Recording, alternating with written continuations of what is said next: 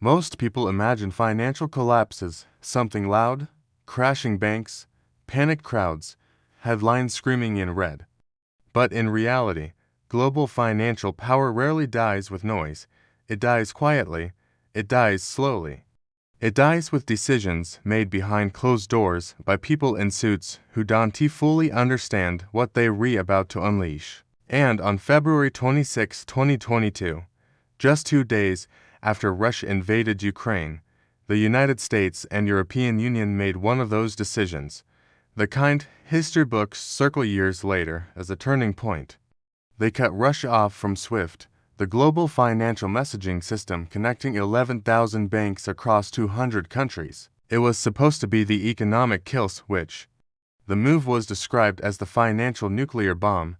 Experts predicted Russia's currency would crumble, its economy would implode, and its government would fall under pressure. Western leaders celebrated. The world applauded.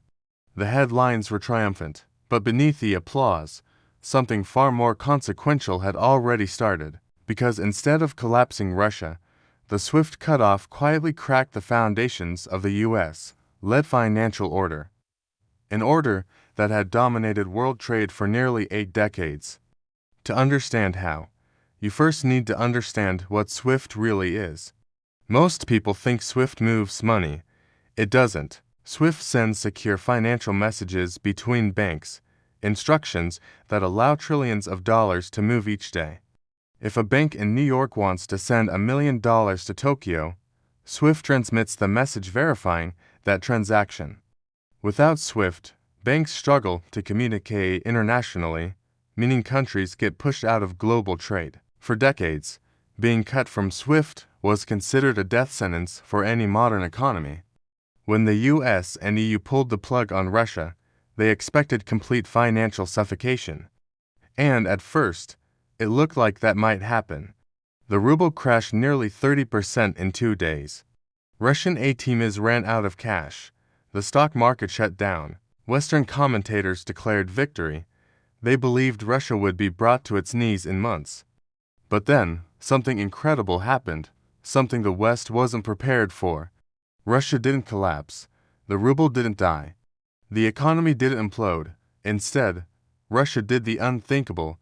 It survived, without SWIFT, without the dollar, without the Western financial system. The Russian central bank stabilized the currency with emergency moves. Trade routes shifted overnight. Oil and gas shipments rerouted to China, India, and the Middle East. Payments flowed through China's CIPS, Russia's SPFS, and countless bilateral deals using yuan, rupees, rubles, dirhams, and even gold. And in the process, Russia exposed the truth. The US-controlled financial system wasn't unbreakable. The SWIFT network wasn't irreplaceable. The dollar wasn't untouchable. And once that myth broke, it never came back. The world quietly watched this unfold in real time. China watched, India watched, Saudi Arabia watched, Brazil, South Africa, the UAE, they all watched, and they all came to the same terrifying conclusion.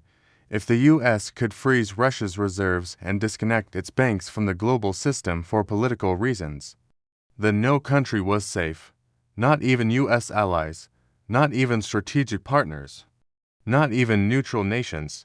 Overnight, trust in the US-centric financial order cracked, and trust is the only real currency that keeps global financial dominance alive. Because global reserve status isn't maintained through force. It's maintained through confidence, through belief, through predictability. And once that belief breaks, the system begins to rot from the inside. History has shown this for times in the last century. Every time a dominant power weaponized its financial infrastructure, it triggered the same 5-stage pattern, a pattern that ends with the fall of the dominant currency. Britain weaponized finance in 1914 by seizing German assets. It triggered a 30-year decline that ended with the US dollar replacing the pound as the world's reserve currency in 1944. The US froze Iranian assets in 1979, and global trust in the dollar, a neutral currency, began to fade. Sanctions on Russia in 2014 gave Moscow 8 years to prepare alternatives. And then in 2022, the US crossed the last red line, cutting off a G20 economy the size of Italy, a nuclear power, a major energy exporter. That was the moment global finance split in two. The irony is that the swift weapon worked tactically. It hurt Russia in the short term, but strategically, it backfired on the US in a way that cannot be reversed. Within months, dozens of countries accelerated the construction of financial escape routes. China doubled the scale of CIPS, Russia expanded SPFS, India pushed local currency settlements, the UAE began using dirhams for trade. Saudi Arabia announced it would accept yuan for oil, shattering the petrodollar monopoly that had underpinned American dominance since the 1970s. BRICS expanded, bringing in Saudi Arabia, UAE, Iran, Egypt, and Ethiopia. Central banks bought gold at the highest levels in half a century, and quiet conversations began in finance ministries around the world. How do we reduce reliance on the dollar? How do we avoid becoming the next country frozen out of SWIFT? What happened next was unprecedented. For the first time in modern history, you could see de-dollarization in real time. Dollar reserves in central banks fell from 71% in 1999 to 58% in 2024. That drop may look small, but it represents trillions of dollars being quietly out of the American system. The dollar's share of global trade settlements fell from 73% in 2022 to about 58% in just 2 years, the fastest collapse ever recorded. CIPS transaction volume exploded from $12 trillion in 2020 to over $27 trillion in 2023. Over 50 countries began testing alternative payment systems. China and Russia settled over 90% of their trade in yuan or rubles. India bought discounted Russian oil in rupees. The UAE traded energy with China in dirhams. Saudi Arabia, Washington's closest Middle Eastern ally for decades, signaled it was no longer exclusively loyal to the dollar. Countries weren't protesting, they weren't rebelling. They were hedging, quietly, methodically, systematically, because now they had a reason to. Once the US froze Russia's $300 billion in reserves, the entire world understood the golden rule: if your reserves are held in the West, they're not really your reserves. They can be frozen, they can be seized, they can be weaponized at any time. And no sovereign nation can tolerate that kind of vulnerability forever. Here's where the story becomes even more dramatic. The US didn't just weaken the dollar by sanctioning Russia. It unintentionally accelerated the rise of its biggest rival, China. While the West used financial weapons, China built financial infrastructure. While the US froze reserves, China offered currency swaps. While the US cut countries off from SWIFT, China expanded CIPS membership. And while Washington celebrated short-term sanctions victories, Beijing focused on long-term financial architecture. Quiet, patient, strategic. The truth is uncomfortable. China didn't need to attack the dollar. The US attacked it for them, and history shows exactly how this ends.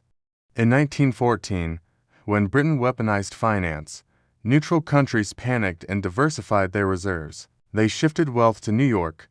They bought gold. They reduced dependence on London. The process took 30 years. But by 1944 the pound lost its crown, and the dollar took its place. The same pattern is unfolding today, but faster.